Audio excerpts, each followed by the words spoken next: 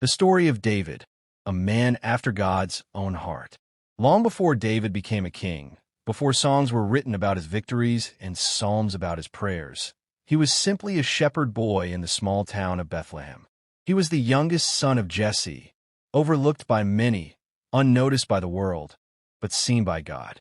David spent his days in the quiet fields, watching over his father's sheep. While his brothers trained for war or worked in more visible roles, David lived a simple life. Yet those lonely hills became his training ground. As he guided the sheep, David learned patience.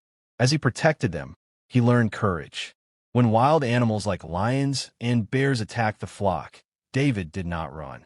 He fought, not trusting his own strength, but trusting that God was with him. In those fields, David sang songs to God, played his harp, and poured out his heart in prayer. Many of the psalms were born from these moments, songs of trust, worship, fear, and hope.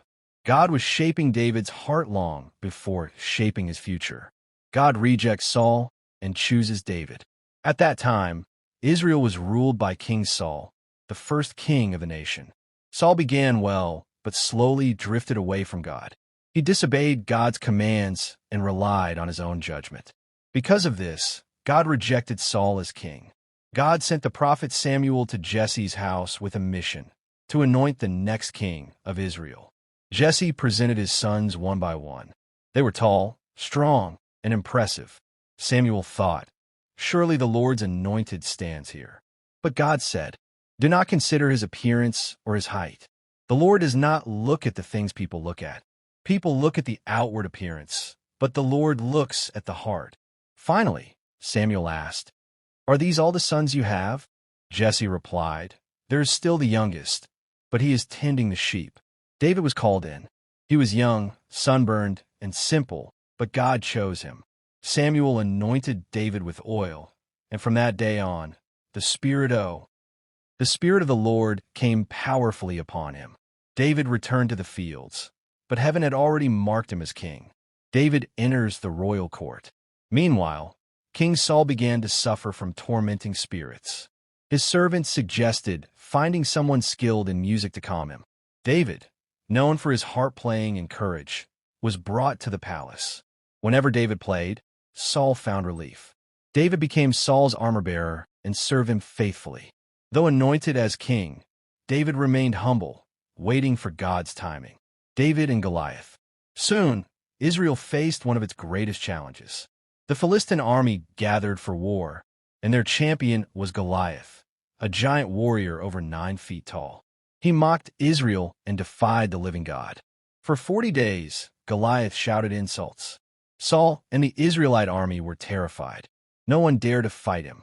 David came to the battlefield only to deliver food to his brothers. When he heard Goliath's words, his heart burned with righteous anger. He said, "Who is this Philistine that he should defy the armies of the living God?" David offered to fight. Saul doubted him, but David replied that God had delivered him from lions and bears, and God would deliver him again. Refusing armor that did not fit, David took 5 smooth stones and his sling.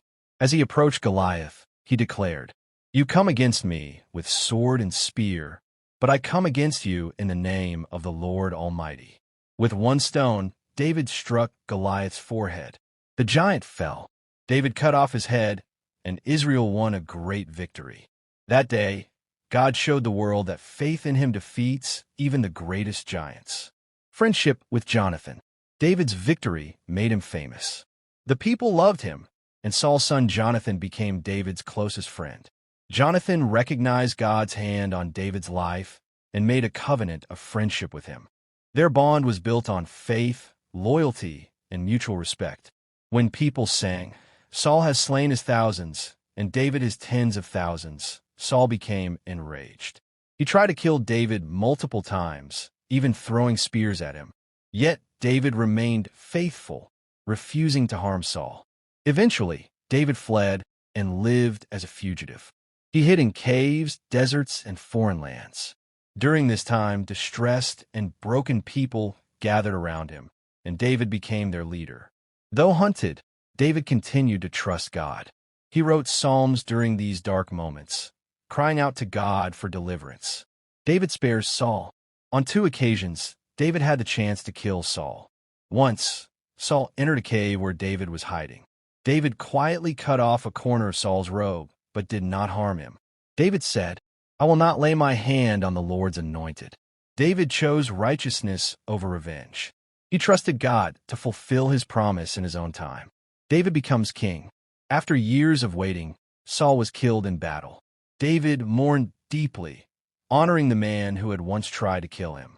Eventually, David was crowned king of Judah and later king of all Israel. He united the tribes and established Jerusalem as the capital. David ruled with justice and sought God's guidance. He brought the Ark of the Covenant to Jerusalem, dancing before the Lord with joy and humility. God made a covenant with David, promising that his throne would endure forever, a promise fulfilled in Jesus Christ, the Son of David. David's greatest failure. Despite his devotion, David fell into serious sin. One evening, he saw Bathsheba, the wife of Uriah. David committed adultery and later arranged Uriah's death to hide his sin. God sent the prophet Nathan to confront David. When David realized his wrongdoing, he did not make excuses. He repented deeply, crying, "Create in me a clean heart, O God." God forgave David, though consequences followed. This moment reveals a powerful truth. God values repentance more than perfection. Later years and legacy.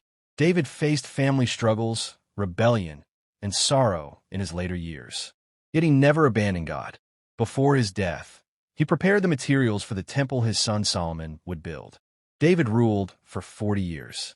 His life was filled with victories and failures, faith and weakness, but above all, a deep love for God. God described David as a man after my own heart, not because David was perfect, but because he always returned to God. Conclusion. David's story teaches us that God can use ordinary people for extraordinary purposes. He sees the heart, honors faith, forgives repentance, and fulfills his promises. From a shepherd's field to a king's throne, David's life reminds us that when God is first, no giant is too big and no past is too broken.